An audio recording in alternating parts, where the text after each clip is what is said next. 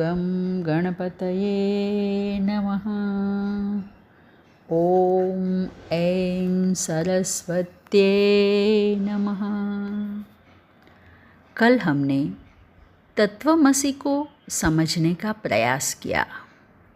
हमने देखा कि उपाधि भेद के कारण जीव और ईश्वर अलग भासित होते हैं, लेकिन वस्तुतः उपाधि रहित समाधि दशा में केवल शुद्ध चैतन्य ब्रह्म ही है। फिर भी साधक के मन में शंका रहती है।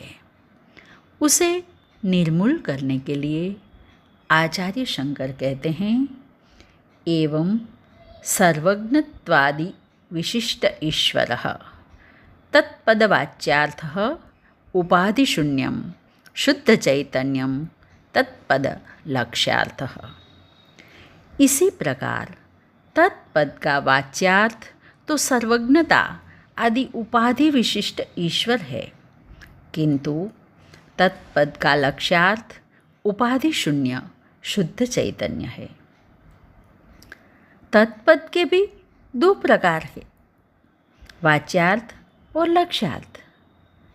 वाच्यार्थ से हमारा ध्यान तत्शब्द ईश्वर की ओर ले जाता है, जो मायोपधिक है।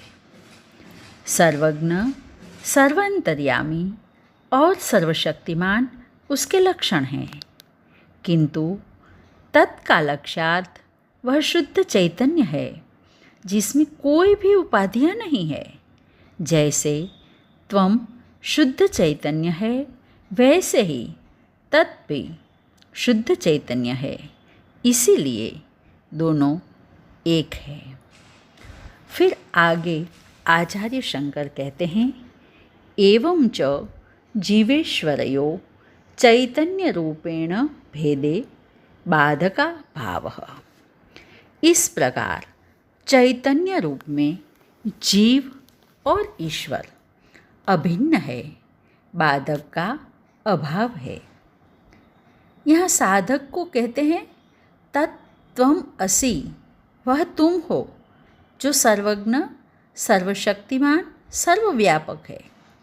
तुम अज्ञान के कारण इस देह के साथ तादात्म्य का अनुभव करते हो, इसीलिए विनाशी हो। अपने स्वरूप को पहचानो, तुम शुद्ध चैतन्य स्वरूप हो। शुद्ध चैतन्य में अविद्या रूप उपाधि सम्मिलित होती है, तब वह जीव होता है, और शुद्ध चैतन्य में मायापादिक उपाधि होती है, तब वह ईश्वर होता है। दोनों मूल रूप में तो चेतन ब्रह्म है। जीव और ईश्वर उपाधियों के कारण भेद दिखाई देता है। उपाधि को धारण करने वाला तत्व शुद्ध चैतन्य एक ही है, उसमें कोई भेद नहीं है। उपाधियां मिथ्या है, इसीलिए उनके कारण भासित होने वाला भेद भी मिथ्या है। शुद्ध चैतन्य स्वरूप ब्रह्म सत्य है, इसीलिए उसका अभेद भी सत्य है। अपने उपाधि रहित शुद्ध चेतन स्वरूप का बोध होने से जीव भाव समाप्त हो जाता है और आत्म भाव का अनुभव होता है। ऐसा आत्मज्ञानी जीवन मुक्त होता है। उसके बारे में बताते हुए भगवान भाष्यकार कहते हैं, एवं च वेदांत वाक्ये सद्गुरुपदेशेन च सर्वेष्वपि भूतेषु येषां ब्रह्मबुद्धिरुत्पन्ना ते जीवन मुक्ता इत्यर्थः।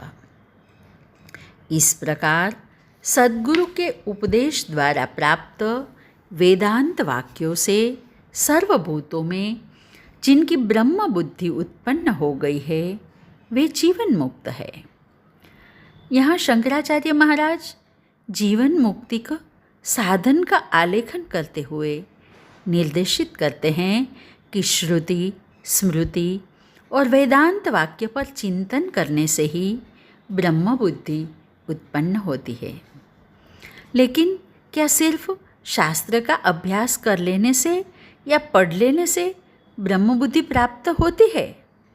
तो आचार्य जी स्पष्टता करते हुए कहते हैं, सद्गुरुपदेशेन वेदांत वाक्ये येषां ब्रह्म बुद्धि उत्पन्ना। सद्गुरु के उपदेश से जिन्होंने वेदांत वाक्यों का श्रवण किया है, श्रवण के द्वारा विचार शुद्धि और फिर ब्रह्म विचार का सातत्य पाया है, ऐसे श्रद्धायुक्त शंका मुक्त साधक को ही गुरु कृपा से ब्रह्म बुद्धि उत्पन्न होती है और वही साधक जीवन मुक्त हो पाता है। आज बस इतना ही। हरि ओम।